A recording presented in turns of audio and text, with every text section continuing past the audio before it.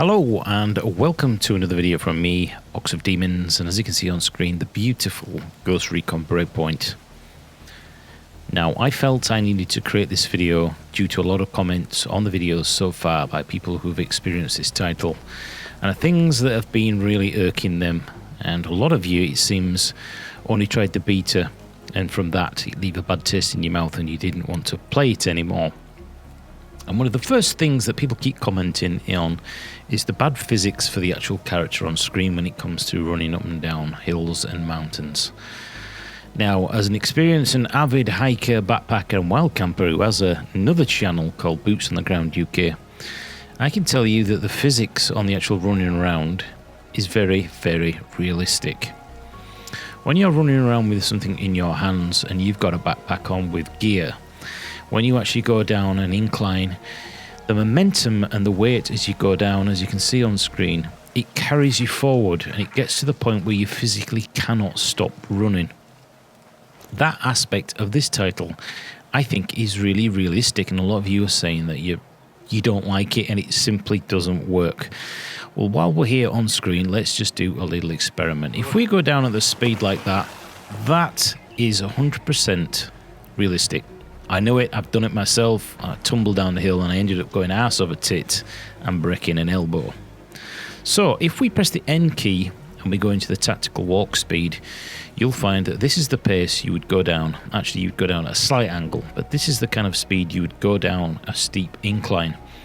This means you're in control of gravity, and when the soil underfoot starts to get loose, you can control it and stop yourself tumbling. So guys, honestly, I don't see the issue when it comes to the character with physics.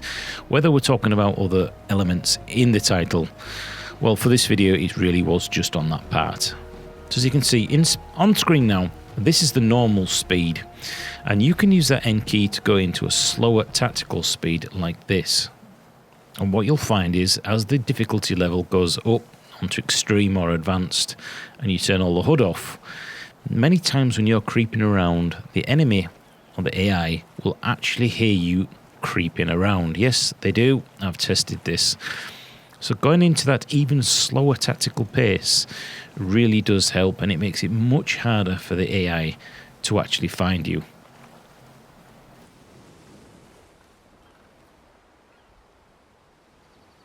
In Wildlands, I found that the tactics weren't very... well, how can I put it? You didn't have many options, really. Well, in this title, the further you get in, the more gadgets you start to unlock, such as this one here. I can spray myself, and this will last for 60 seconds. It means that drones and overhead drones will not see me and will not show up. But we also have options like the one I've just selected, which is the barbed wire cutters. And that one, which is part of my class system, which allows me to extract. That smoke is cold, and again, drones and tracking devices won't be able to see me, give me the opportunity to fall back and get into a better position. Now, the reason I mentioned the barbed wire cutters is the more gadgets you start to open, whether you're playing solo or whether you're playing as a team, you now have tactical options on what you want to do on the field. Using the barbed wire, you could pre-cut the wall, giving you an extract point, etc, etc. So the more you play it, the more options you've got for tactics, and that never really was in Wildlands. Now on screen you can see here I've unlocked these perks, and from looking at a few people's videos online who said that the game is boring and it's too easy, etc, I've noticed they forget to put these perks in, and they're not getting all the functionality out of the character and that particular spot. You can see I play as the Panther class because I like to be a little bit sneaky and stealthy. So these perks really do help me. Makes it harder for drones to find me, etc. And I can sneak around a little bit quicker and quieter. If you plan on playing in co-op or with 4 players, then it's better to have a really balanced team with each one having a kind of speciality. As you can see here in the inventory, there are a few items in here that I've actually collected for crafting, and I may do another video on crafting in a later time. But as you can see, breaching torch, bandages, binoculars, C4 chargers, and there will be more items and consumables coming soon to the game, enabling you to have even more tactical options. One of you could go for the mines to put on the main roads. So if you want to evac to stop vehicles coming in or out, one of you could have the breach in charge. One of you could even have a rocket launcher as a last resort should you want to get out and there are vehicles blocking your way. So there are tactical options in here for you to have a different playstyle. And I think a lot of people do forget about those options down in your inventory backpack. Now, another thing I wanted to mention is, again, I haven't seen many people actually finding this functionality, is if you come to the top into this menu under accessories, if there's a certain look that you want to keep completely throughout the game and you don't want to update the rest of the kit that you find out in the field, but you want its stats and statistics, this is the screen that you can actually do this on. So if I always wanted my exclusive Delta Company t-shirt and baseball cap, but out on the field I find another baseball cap with a much higher rank, I can put the hat on in the previous screen, and in here, when I pick this under appearance, I will always have my chosen hat, but still keep the statistics from the main screen. I hope that makes it understandable for you. So if there's a certain look that you and your friends want, you can have that, but you can both still have different statistics and the quality and tier of the gear that you actually collect.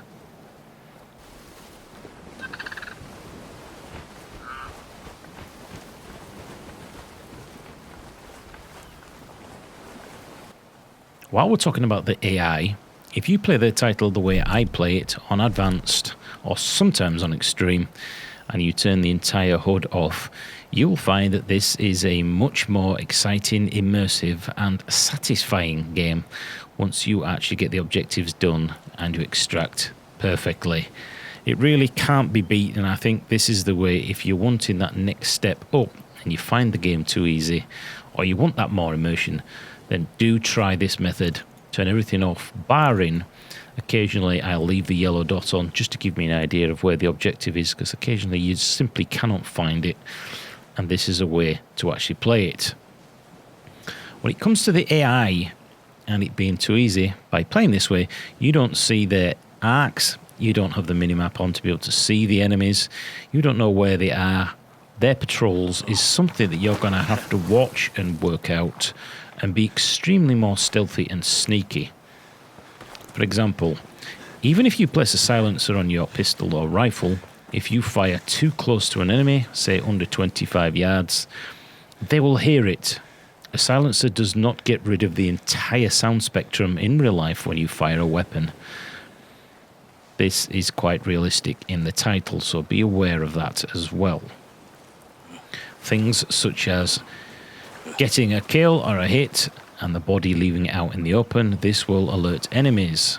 And I've even been spotted 20 to 50 meters out while sneaking around on the perimeter, and I've seen the enemy calling in for reinforcements. From there, I stayed and held my position, only to find that they'd actually called in a patrol helicopter and some ground troops, and they were patrolling the perimeter roughly in the area that I was hiding in. Needless to say, I got taken out eventually. So don't think that covering yourself in mud will work forever. They will. If you don't move off eventually, they will find you. These are all parts of the game that I think add a massive amount to the immersion. I, for one, when the first title was announced and there was drones flying around and all things like that, I thought, this is not for me. This is not realistic. But the more you play it, you realise that adding these ground troops in, adding these ground drones and sky drones that can fly around and alert you, or alert the enemy, should I say, to your position, makes the game harder, it gives you more to think about, and it certainly gives you more of a challenge.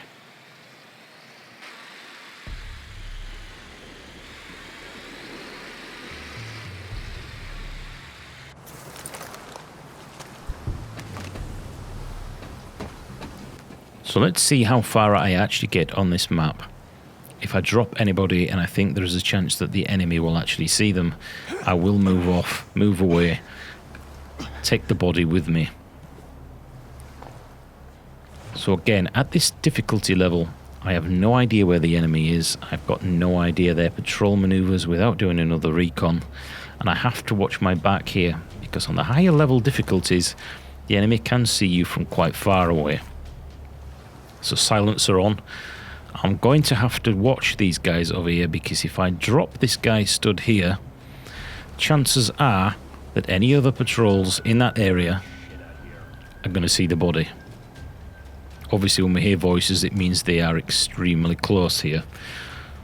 So it's not really advisable for me to drop these 3 unless I know I can do it in quick succession. You can see the guy there was in alert.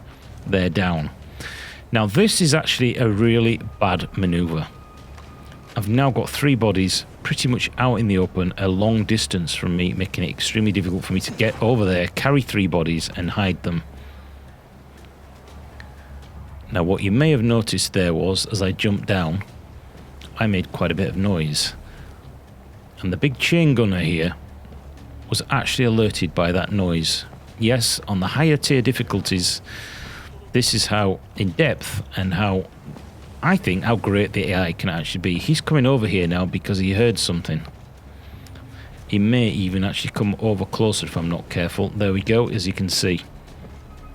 He was alerted to something that he may have seen, heard, and he looked over there, and I think he may have just missed me, so I'm going to go prone here, and hopefully he doesn't come over the edge. He may be going around the back of this area to have a look. Now again, at this difficulty level, I'm going to have to watch my 6. I genuinely can't wait. In fact, did you notice there was another infantryman following the chain gunner to see what he was looking at? So there is a chain reaction here in the title. As I was mentioning, I really can't wait for 4-player co-op. Drop this guy.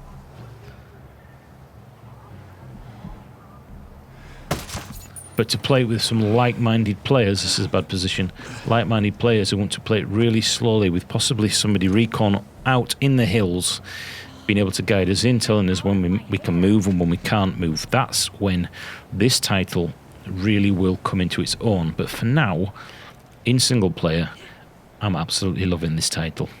Let's see if we can get across here and get to the objective. I've got to find a piece of intel within this warehouse and remove it.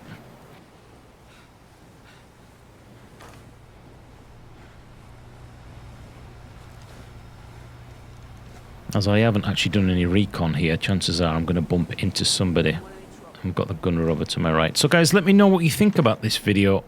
What do you think about the AI? Obviously, he should have seen me there, really. But when you put the difficulty up, it really does get difficult on your own. And some of the missions, especially if you go for a mission that's quite higher than your tier, then it can be really, really challenging. This is the difficulty now, as I can't run very fast with this guy. Hopefully that gunner doesn't look over to his side. I'm absolutely really, really loving this title. And again, Ubisoft have not said I have to blow smoke up theirs or your ass. I am entitled to say what I want, when I want. So thanks to Ubisoft for that. Too many people out there praising everything this game does, but there are a lot of idiots out there who are saying the game is trash, the AI is rubbish, and the difficulty is too easy. Sorry guys, but I beg to differ.